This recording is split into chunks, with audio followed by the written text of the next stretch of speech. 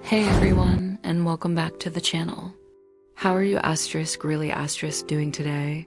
I know, it's a loaded question. Life has a way of throwing things at us, doesn't it? One night you're cruising along, the sun is shining, and the next, a storm cloud appears out of nowhere, and you're caught in a downpour. It could be a stressful project at work, a personal relationship hitting a rough patch, a health concern, or just that overwhelming feeling that you're juggling way too much. We've all been there. You feel the knot in your stomach tighten, your shoulders tense up, and your mind starts racing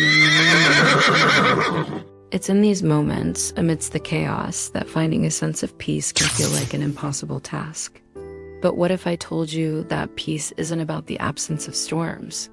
What if it's about learning how to be the calm asterisk and asterisk the storm? Today, we're going to explore exactly how to do that. We'll talk about practical, down-to-earth ways to keep your mind at peace, even when life feels like it's spinning out of control. So grab a cup of tea, get comfortable, and let's dive in. The first thing we need to understand is that we can't control the weather of life.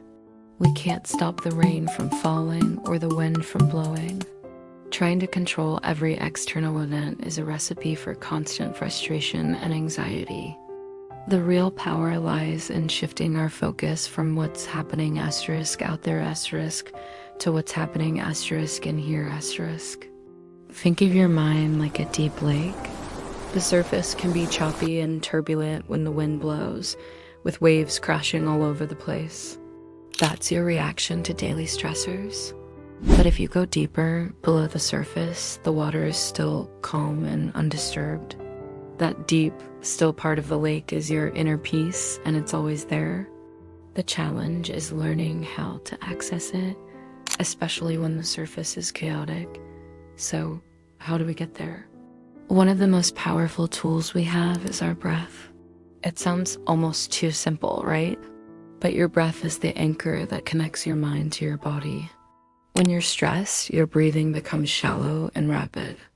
This signals to your nervous system that you're in danger, triggering the fight or flight response.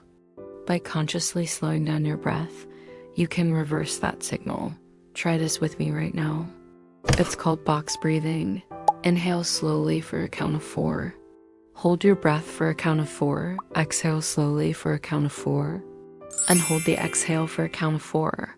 Let's do it a few times together. Inhale, 2, 3, 4. Hold, 2, 3, 4. Exhale, 2, 3, 4. Hold, 2, 3, 4. Feel that?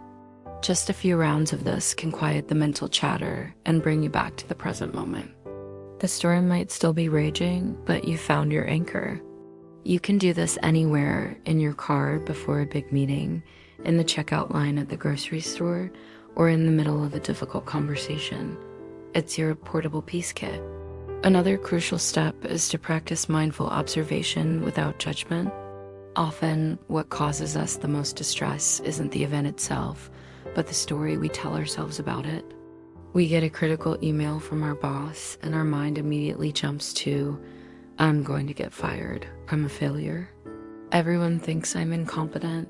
We've taken a single event and spun it into a catastrophe. Mindfulness teaches us to separate the fact from the story. The fact is, you received an email with critical feedback. The story is the narrative of failure you've attached to it. The practice here is to notice your thoughts and feelings as they arise, like clouds passing in the sky. You acknowledge them. There's the thought that I'm a failure. There's the feeling of anxiety in my chest. You see them. You name them, but you don't have to board the train and let them take you for a ride. You can just let them pass. This creates a space between you and your reaction, and in that space, you find freedom. You can then choose a more constructive response, like, okay, this feedback is tough, but how can I learn from it? Now let's talk about perspective. When you're in the middle of a storm, it feels all-consuming. It feels like this problem is your entire world. A powerful technique to regain peace is to consciously zoom out. Think about a problem you had 5 years ago that felt huge at the time. Can you even remember what it was? Chances are it either resolved itself or you found a way through it, and now it's just a distant memory. This current storm will also pass. It might not feel like it right now, but it will. Another way to zoom out is to practice gratitude. When your mind is fixated on what's wrong, consciously shift your focus to what's right. It doesn't have to be big things. Maybe it's the taste of your morning coffee, the warmth of the sun on your skin, or a kind word from a friend. Keeping a gratitude journal where you write down 3 things you're thankful for each day can literally rewire your brain to look for the good, even on the tough days.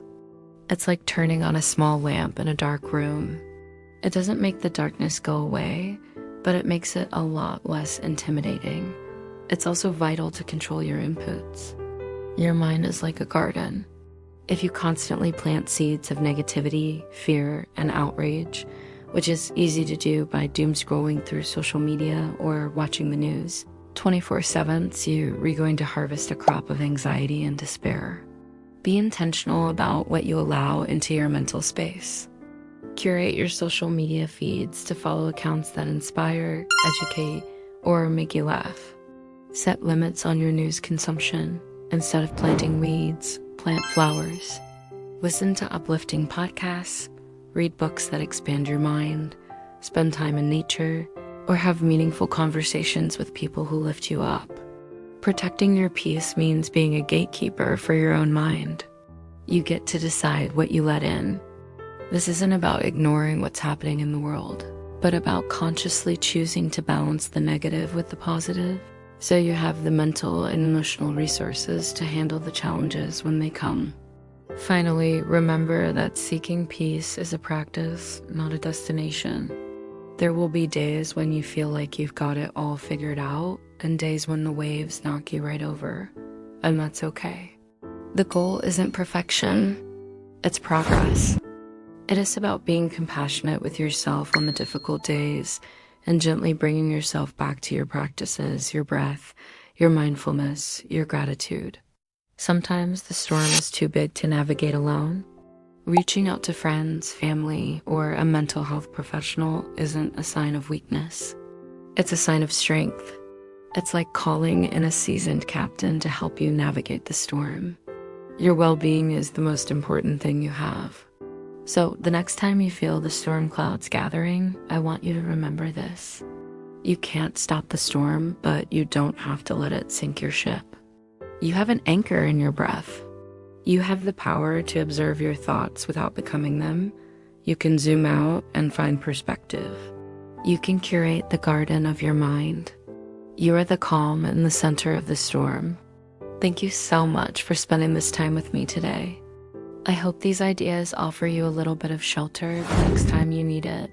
If you found this helpful, please give this video a thumbs up, and I'd love to hear your own strategies for finding peace in the comments below. What works for you?